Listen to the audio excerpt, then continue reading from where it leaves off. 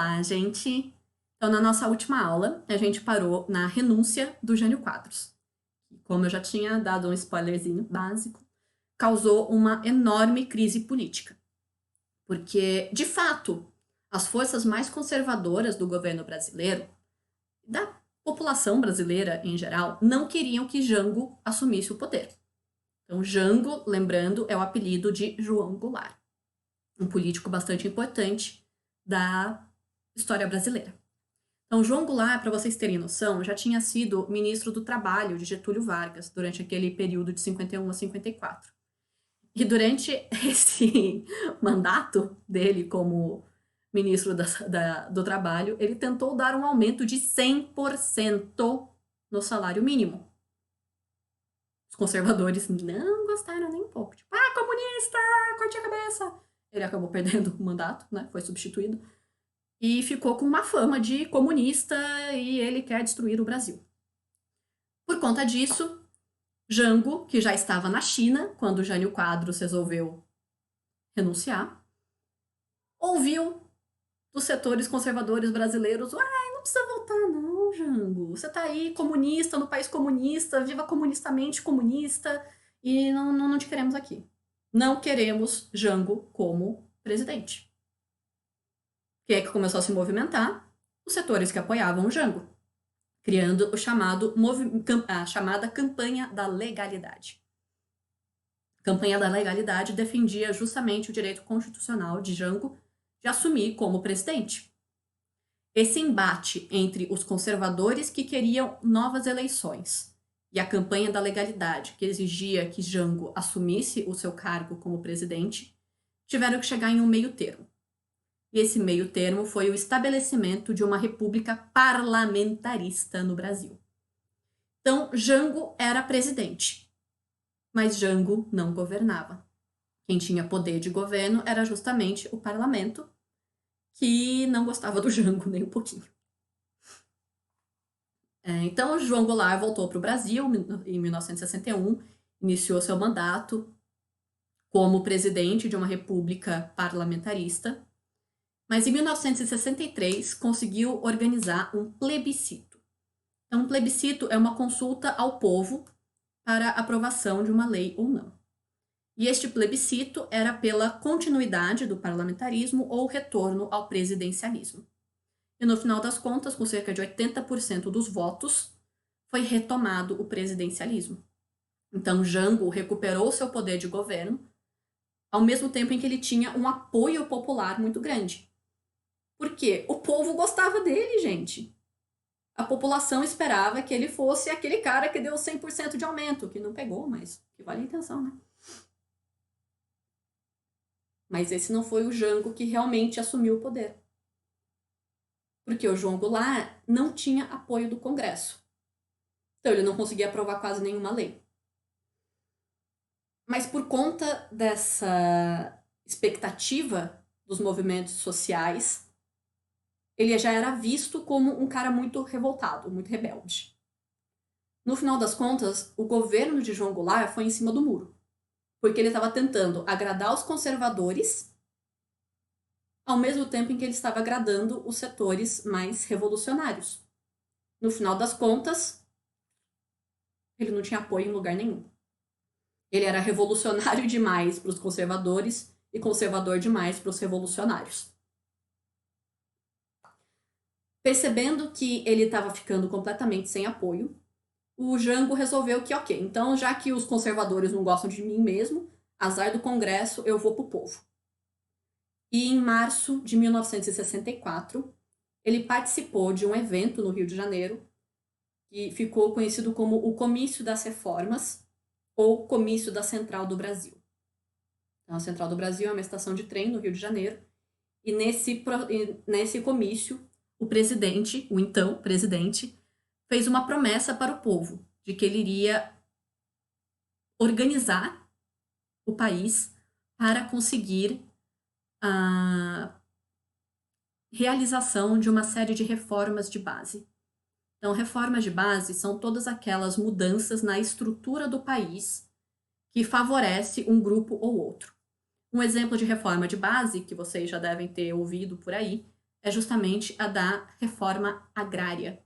Então, a redistribuição de terras entre as pessoas, de forma mais igualitária.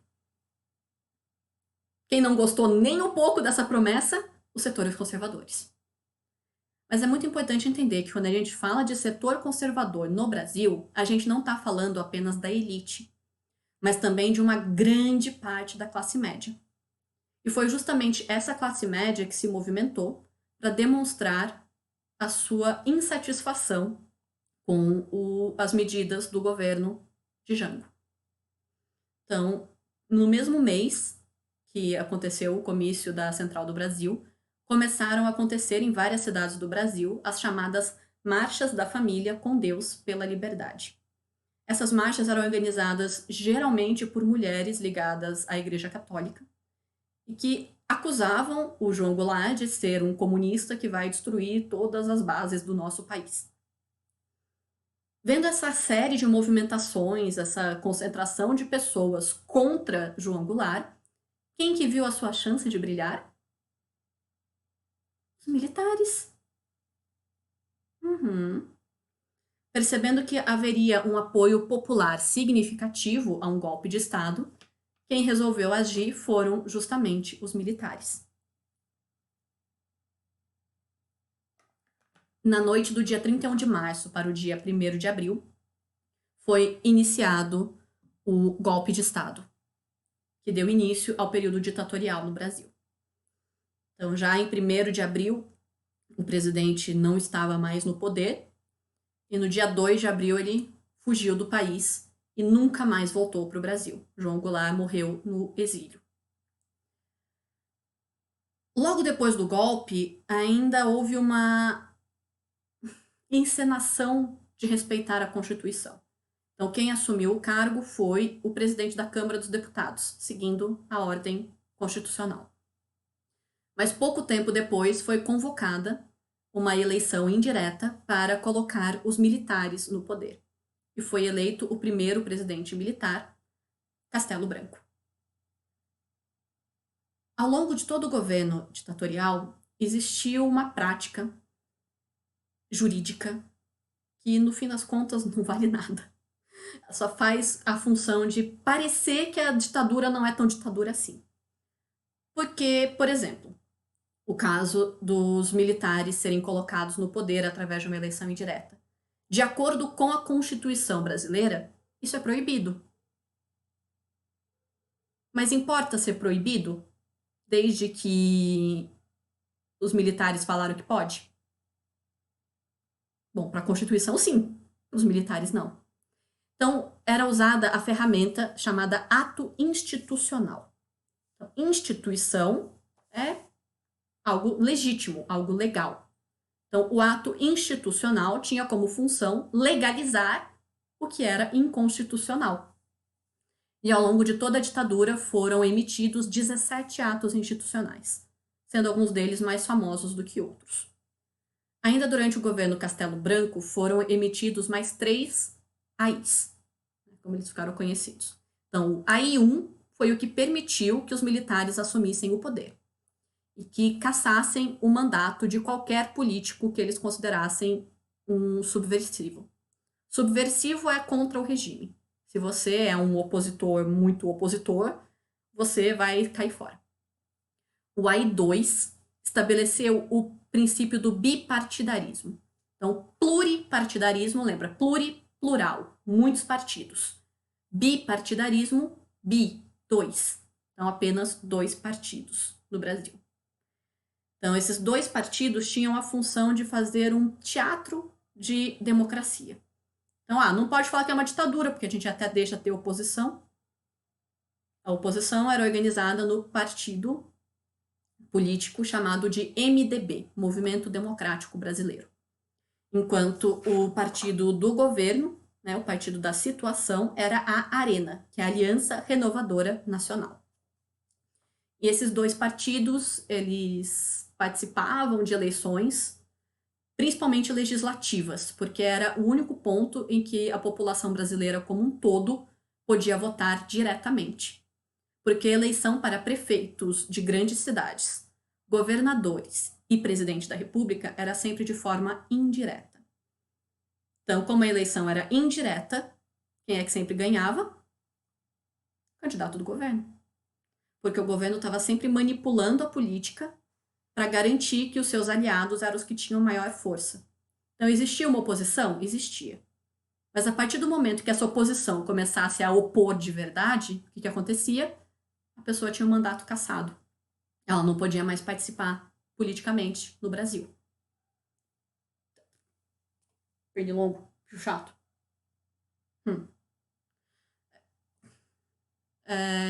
Ok, cassado.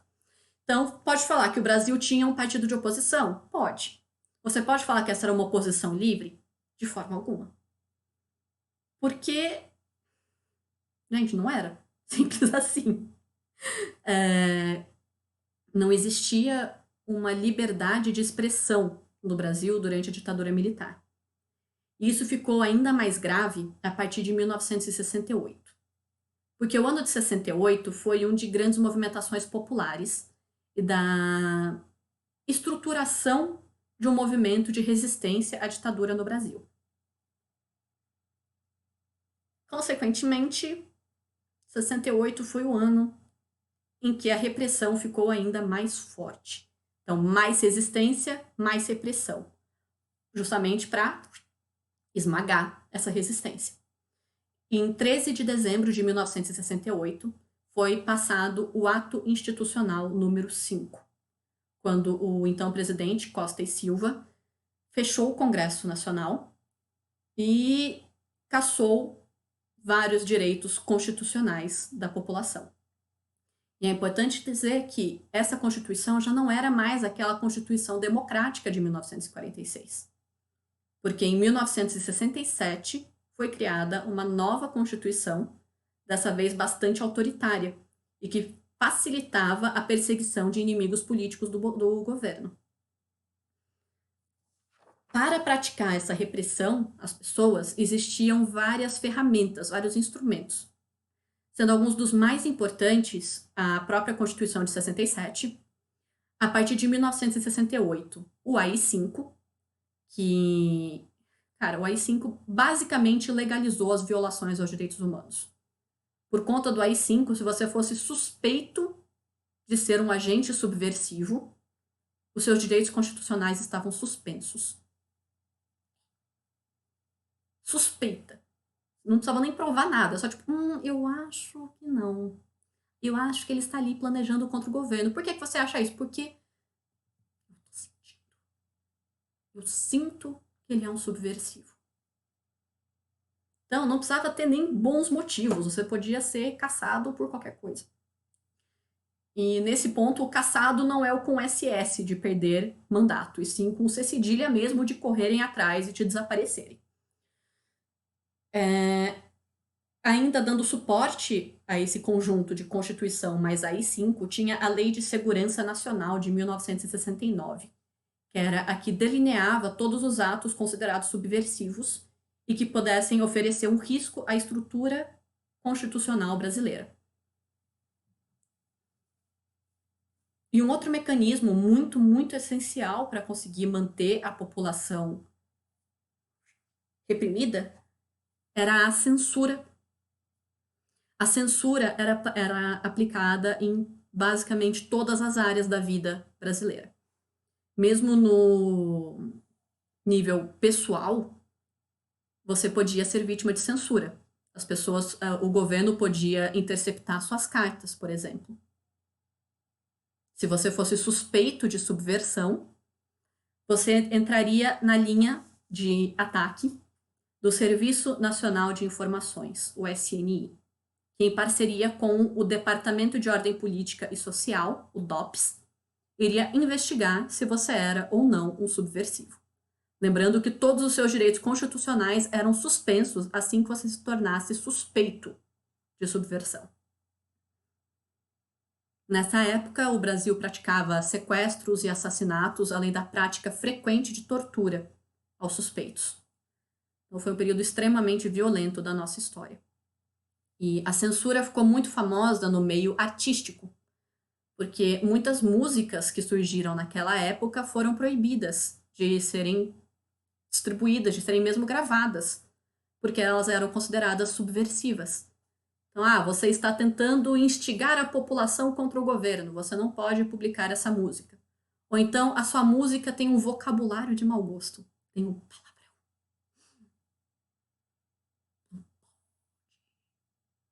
Então, veto.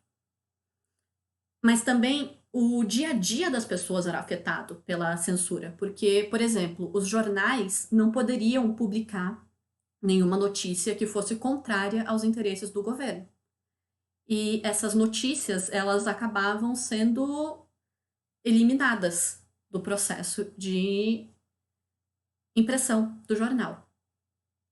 Mas fazer um jornal não é algo fácil, você tem que encaixar as coisas ali certinho. Então começou a virar hábito dos jornais, quando eles eram censurados, colocar alguma coisa bem bizarra no meio, porque a censura não permitia deixar o espaço em branco. Porque o espaço em branco você já bate o olho e já pensa, aí tem coisa. Mas existiam alguns textos que já eram pré-aprovados pela censura, como receitas de bolo. Então, receitas de comida em geral, ou poemas de livros antigos, como os Lusíadas. Então, cada jornal tinha a sua técnica de mostrar aqui tinha algo que foi censurado. Sendo algumas práticas bastante famosas, justamente a publicação de receitas, que nem sempre funcionavam, e também a publicação de trechos dos poemas de Luís de Camões. Era bem estranho, você estava ali lendo o caderno de economia. Nossa, economia, como está lindo, o Brasil é lindo, o Brasil é maravilhoso, tudo é fantástico. Receita de bolo de fubá? Então causava aquele impacto, tipo, que era para ter alguma coisa.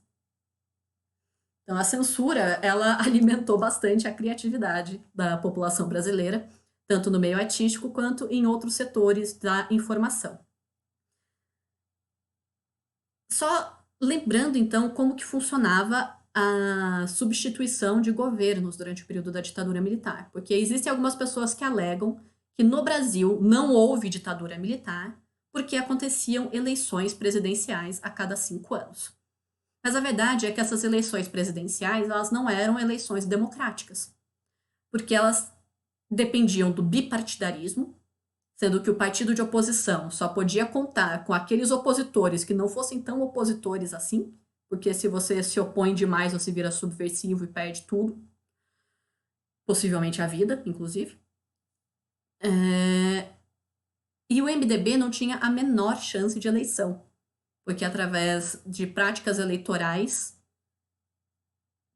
bastante desagradáveis, o Arena tinha sempre maioria. Então, o partido do governo estava sempre no governo.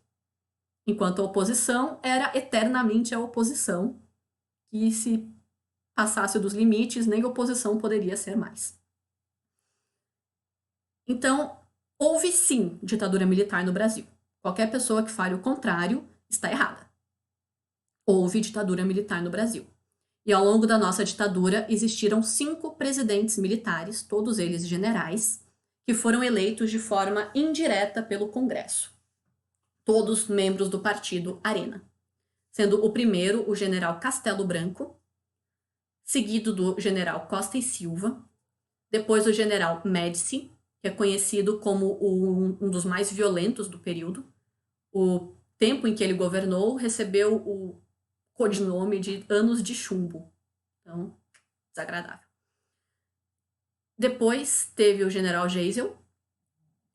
E, por fim, o último governante do período ditatorial brasileiro foi o general Figueiredo. Esses 2 últimos governantes, o Geisel e o Figueiredo, lideraram o chamado processo de abertura política. Então, a redemocratização do Brasil foi conduzida pelos ditadores. A gente vai ver um pouquinho mais sobre isso só na aula da próxima semana. Obrigada por terem assistido e se vocês tiverem qualquer dúvida, é só me procurar.